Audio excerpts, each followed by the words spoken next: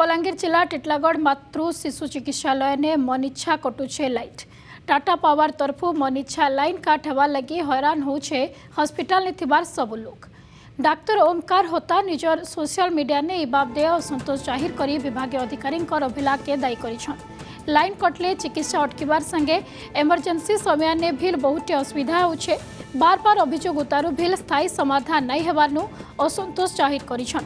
टिटलागढ़ मातृ शिशु चिकित्सालय के फी दिन 100 रोगी चिकित्सा लगी आउथला बेल के बेसी हैरान होछन गर्भवती महिला और नवजात शिशु।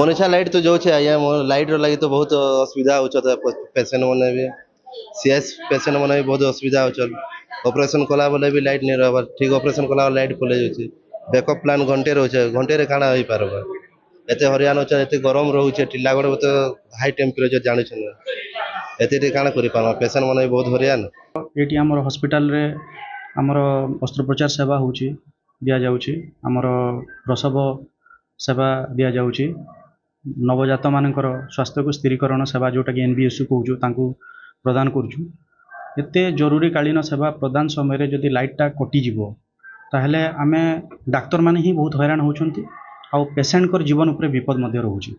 आम पाखरे नो डाउट बैकअप अच्छी किंतु घंटे 1.5 घंटार आमे बैकअपटा रखी पारिबु किंतु घंटा घंटा जदि लाइट जीव ताहले आम केमती लोकन को सर्विस दे पारिबु।